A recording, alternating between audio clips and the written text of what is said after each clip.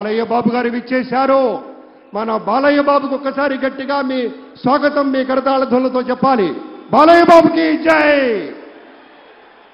మరి అడుగోండి మన నటసింహం the legend జై బాలయ్య.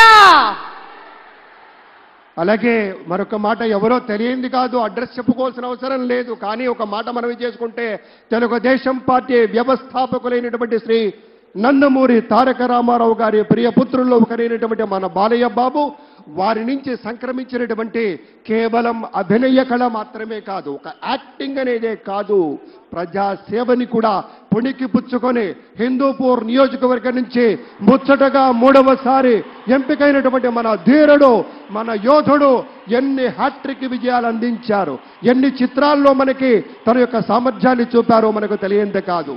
అదొక్కటే కాదు పెద్దలారా, బాలయ్య బాబు గారి గురించి చెప్పుకుంటే బసవరామ తారకం ట్రస్ట్ పేరిట ఆయన అందించేటువంటి సేవలు అనుపమానం, అద్భుతం.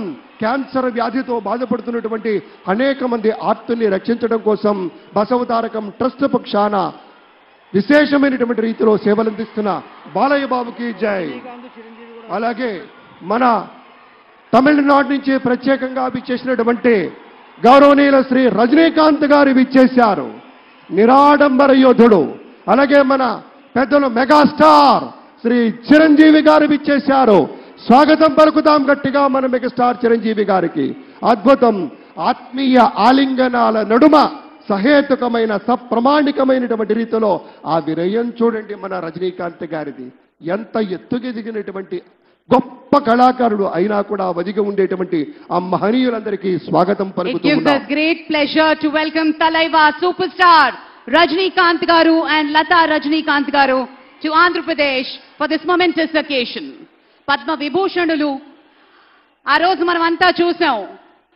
పుత్రోత్సాహం తండ్రికి ఏ విధంగా ఉంటుందో మనకి తెలియదు, కానీ సోదర ఉత్సాహం ఆ సాష్టాంగ నమస్కారంలో మనం అంతా వీక్షించాం. ఆప్యాయత, అనురాగం, అనుకున్నది సాధించి పవన్ కళ్యాణ్ గారు సోదరుడు మెగాస్టార్ గారికి సాష్టాంగ నమస్కారం చేసిన తరుణం మనందరి కళ్ళల్లో కూడా నీళ్లొచ్చాయి, ఆనంద బాష్పాలు వచ్చాయి. ఒక విజయాన్ని సొంతం చేసుకుని తిరిగి ఇంటికి వెళ్లి తల్లి గారికి, వదిన గారికి, అన్నగారికి చేసిన సాష్టాంగ నమస్కారాన్ని ఈరోజు సభాముఖంగా గుర్తు చేసుకోవడం అవసరం అనిపించింది. It gives us great pleasure to welcome all the dignitaries across the world. ఇప్పుడు ఒక సాంస్కృతిక అంశంలోకి వెళ్లే ముందు ఒక ఆడియో విజువల్ ప్రెజెంటేషన్ ప్లే చేయవలసిందిగా టెక్నికల్ టీమ్ ని రిక్వెస్ట్ చేస్తున్నాం. ఏవి ప్లీజ్. ప్రజల నుదిటి రాతను మార్చిన నాయకత్వం శ్రీ నారా చంద్రబాబు నాయుడు.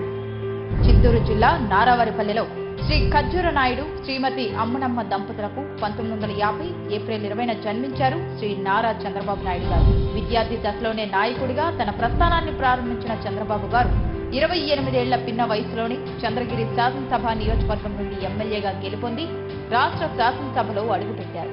30 ఏళ్ల వయసులోనే ఆంధ్రప్రదేశ్ రాష్ట్ర చలనచిత్ర పరిశ్రమ పురావస్తు శాఖల మంత్రిగా బాధ్యతలు చేపట్టారు. 1995 సెప్టెంబర్ 1న ఉమ్మడి ఆంధ్రప్రదేశ్ ముఖ్యమంత్రిగా ఆయన ప్రమాణ స్వీకారం చేసే నాటికి శ్రీ నారా చంద్రబాబు నాయుడు గారి వయసు 45 ఏళ్లు.